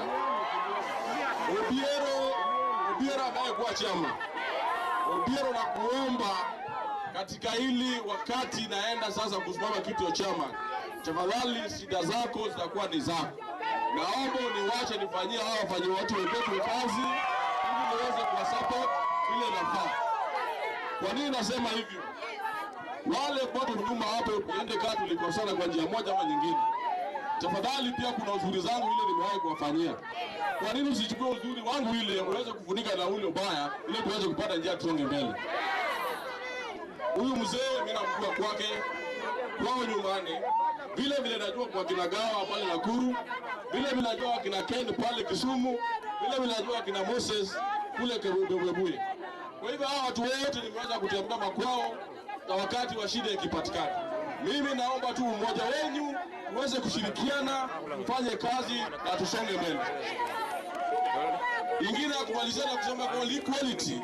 Kila mtu, uwe mtoto, uwe rika gani, lazima upewe heshima zako.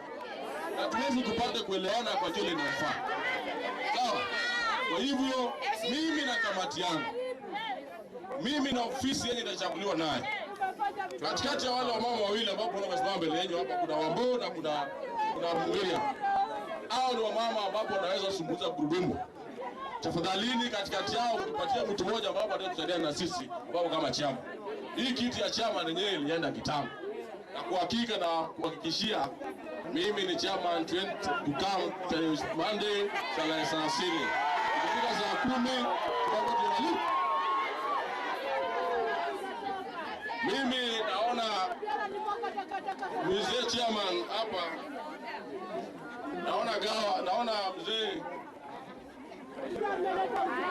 naona mzee hapa alitoa vitu. Chairman ndio anaenda, alianza kuwa 5 good years. Kwa miaka 5 amekuwa kwa kiti. Sasa hivi anataka kutuambia kufungua bank account yenye yako umefungua. Hii pesa alikuwa nayo kwa bank account gani ndio anataka kufungua leo? Unaelewa? The other thing, alisema ya kwamba alijenga serikali pale nje. Hiyo ilikuja watu wa soko wakakubaliana kwa tunataka ofisi ya kujenga polisi. Tunasema ya kwamba hakuna kujenga soko. Pale nje zimejengwa. Sisi tunasema tukiwa katika soko, mambo ya ujenzi ya soko hakuna.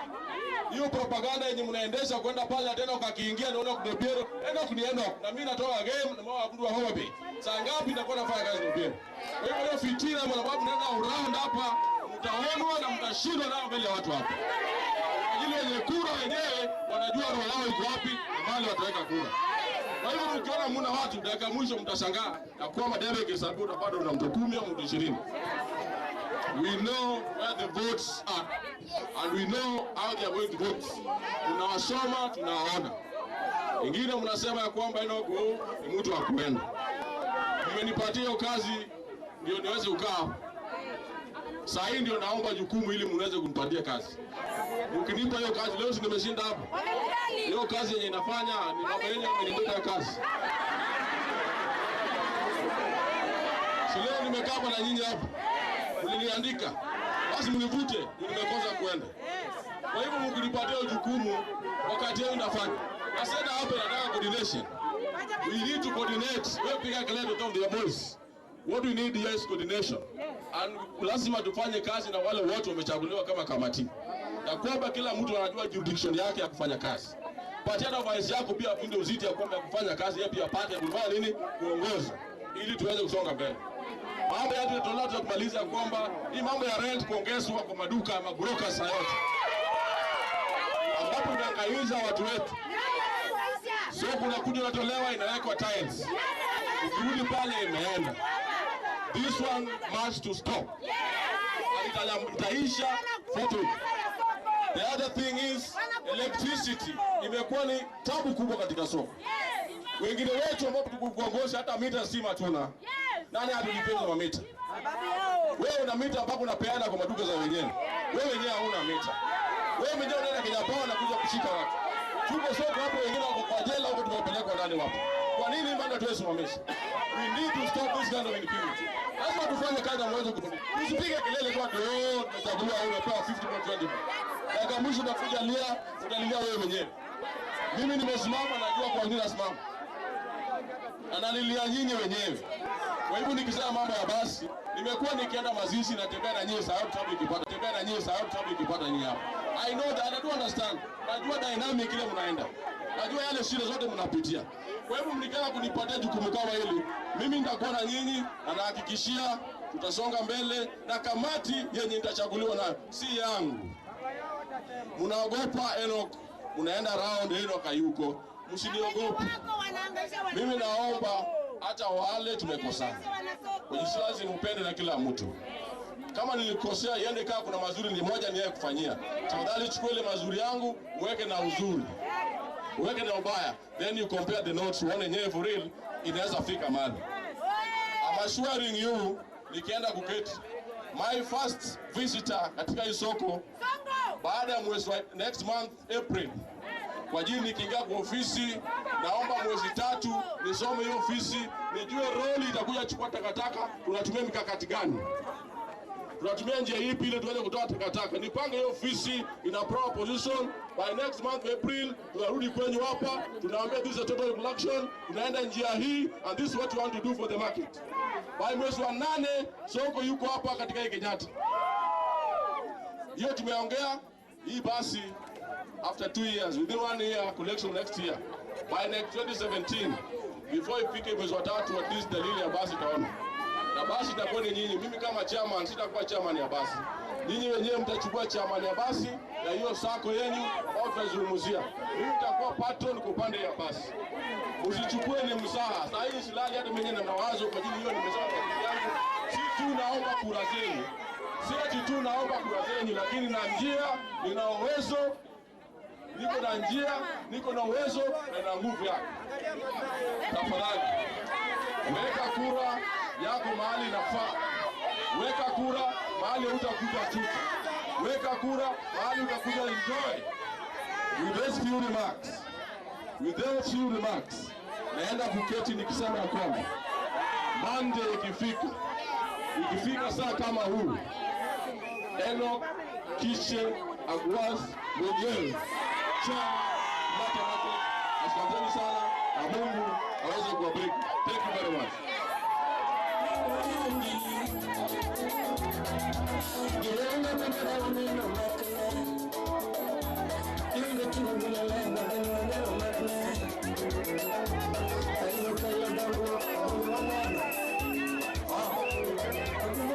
Haya. Nyuma kidogo, nyuma kabisa. Nyuma, cheke. Sukuma watu. Nyuma.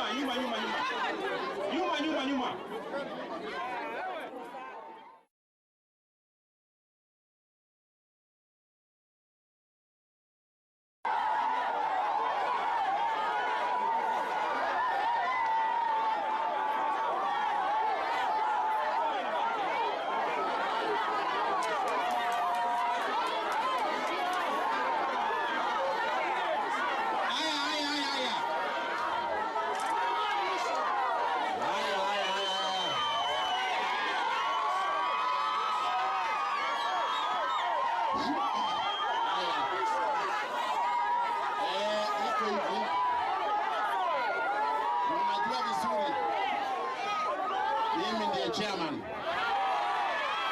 kwa sasa, nikiongea nafunga mkutano, siwezi ongea, nitapatia jukumu hii patron aongee. Wana patron utaongea, alafu mimi ndiongea baadaye. Mimi nitaongea ya mwisho.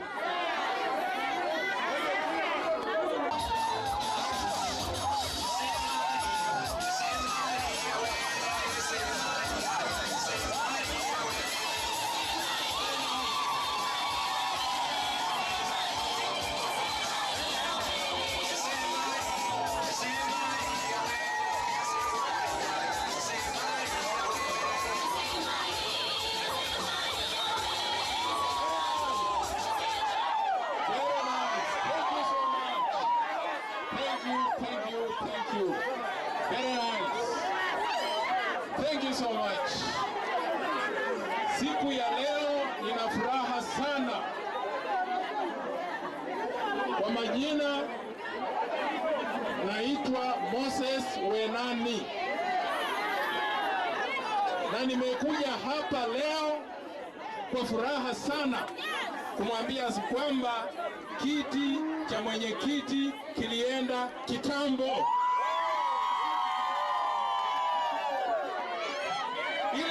Tunakuja tu hapa ni kufanya kitu inaitwa formation, kitu ya kupitia tu, lakini kiti mulinipa kitambo. Nimeshukuru sana.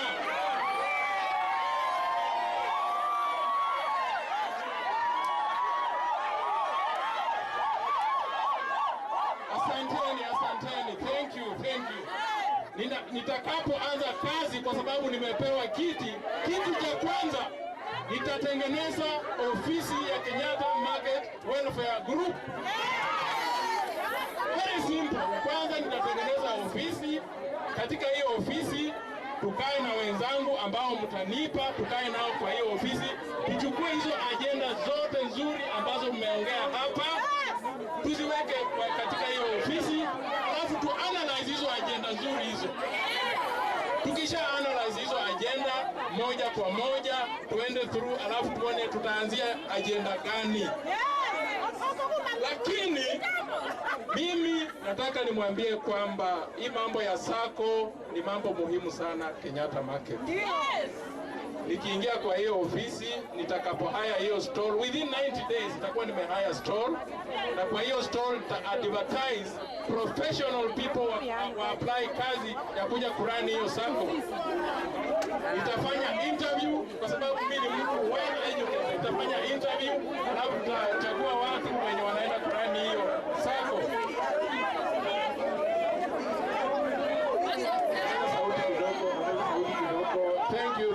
Thank you. Tuendelee vizuri, tuendelee ama tusiendelee? Tuendelee ama tusiendelee? Sawa. hiyo sako itakuwa kitu kizuri sana, na hiyo sako haita discriminate. Kila mtu atakuwa member wa hiyo sako. Itakuwa sako ambayo iko affordable to the common man.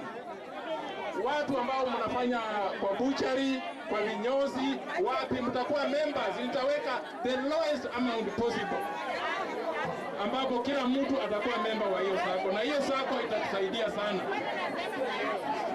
Ile interest ambayo tutapata kwa hiyo sako itatununulia basi. Na inaongea hivyo kwa sababu ukiangalia toy market wako na basi. Kwa hivyo hiyo basi ni ajenda mzuri sana. Hata nimeshukuru ndugu yangu Eno kuongelea the same issue. Kama ina benefit watu, kuna shida kweli? Hakuna shida, tutasaidiana, tulete hapa basi ikuwe inasaidia wananchi wa Kenyatta Market. Kitu kingine ambacho ningependa kusema sasa ni kwamba Kenyatta Market inatakana ikuwe na standby generator. Standby generator ni muhimu sana Kenyatta Market kuwa nayo.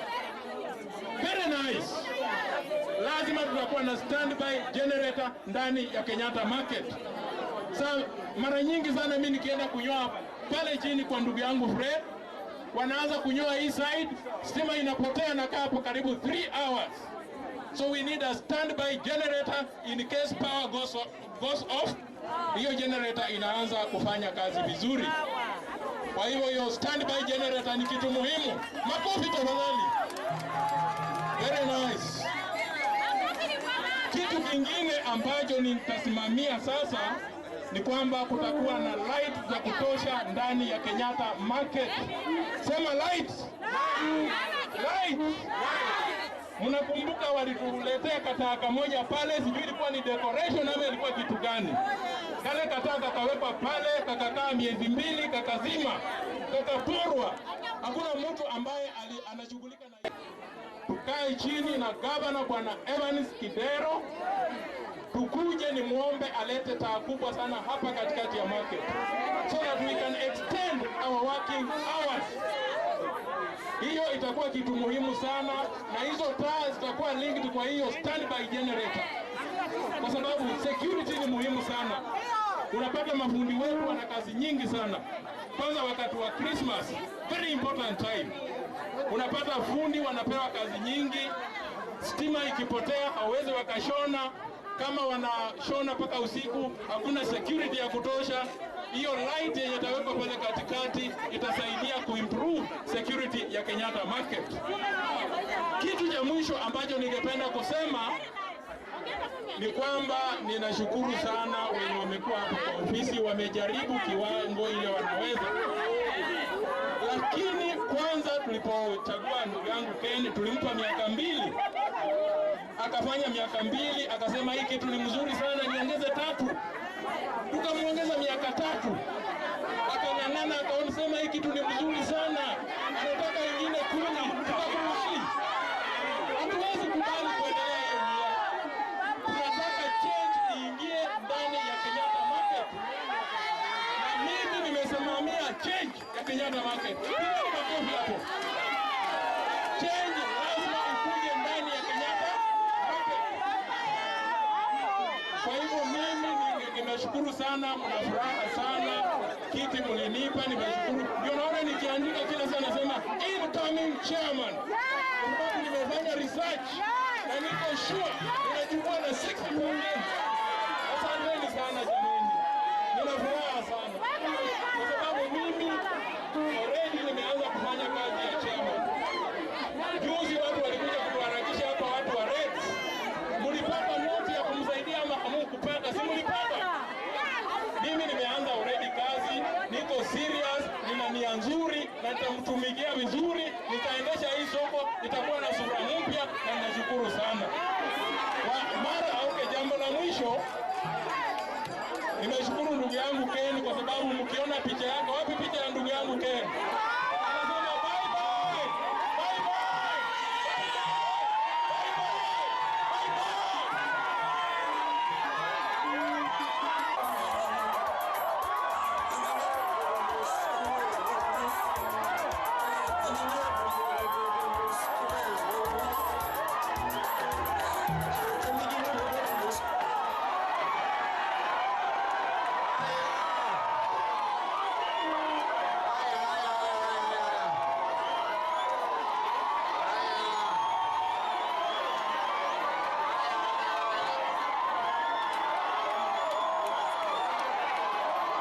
Sasa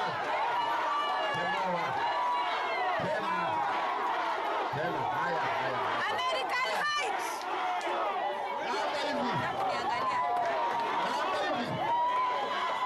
Naomba hivi. Pali wewe uko. Piga high five. High five. High five. Haya. Kemara ni baba yao.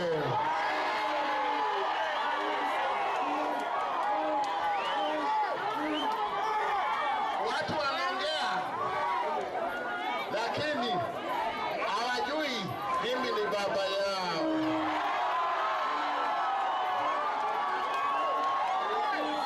Sasa nataka nitoboe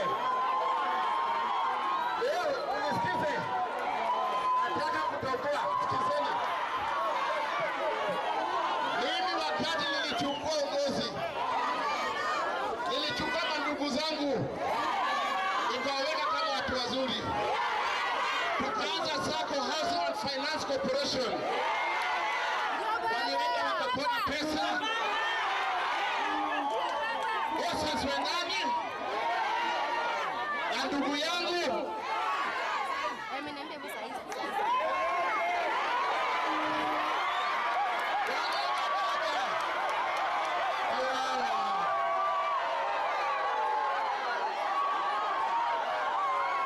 sasa usidanganywe na Sacco. Wanataka mkuporwe pesa.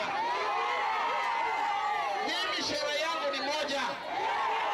Soma hapo.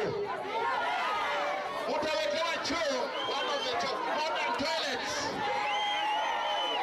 Sawa. Watu mafundi wataoga kwa hii soko. Sisi maskini tunaishi Kibira, tuko na shida ya pa kuoga. Hawanitaki mimi, napenda maskini. Mimi sina gari. Wale wanaongea wanaenda kufanya mkutano Lamington. Mimi mkutano yangu inafanya Kenyatta Market. Hapa.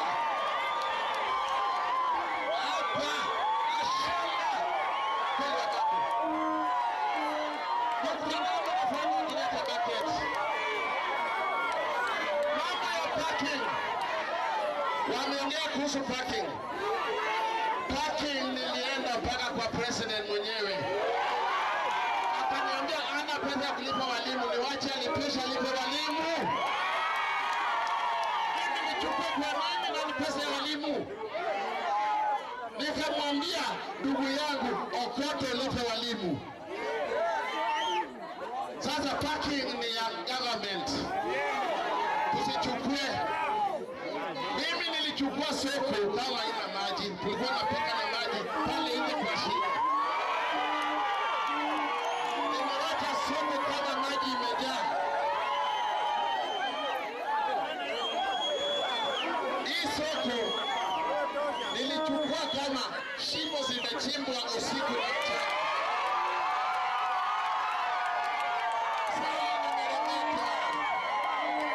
Iko safi. Wanapenda uongozi natoka kwa Mungu, si hapa. Nakuambia akusi uache kama uache kanisa.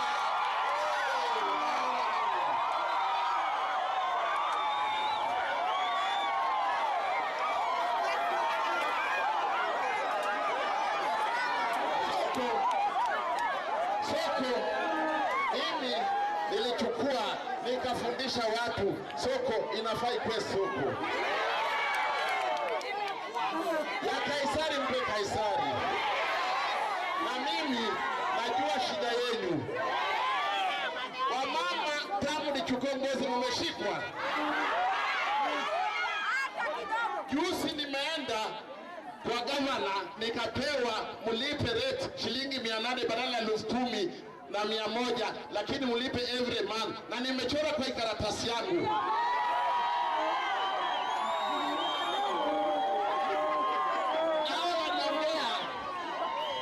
Kuna watu are hungry for power,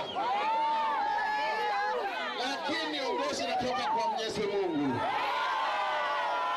Kila mtu aseme juu, uongozi unatoka wapi? Uongozi unatoka wapi? Sio hapa shala.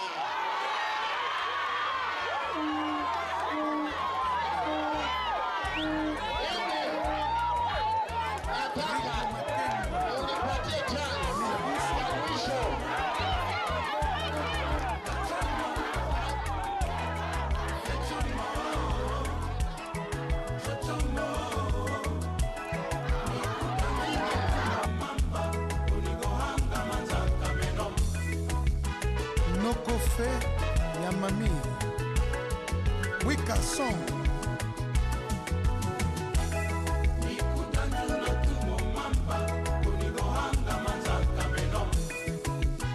Kayembe Shentemba Polkadea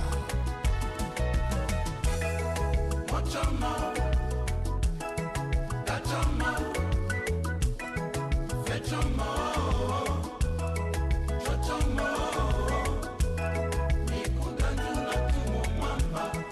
Micheline Mukendi Yo Pasteur Mubimba Olanda makambo Nzambe te kaka olandaka basi ya bato osala bandinga no Pasteur Sodi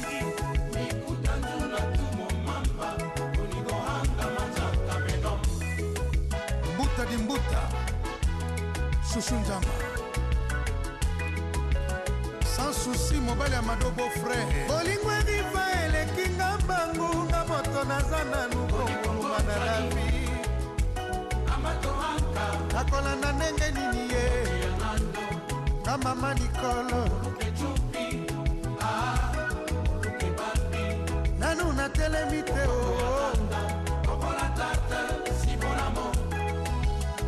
Jalma Matobo d'Amerika ngai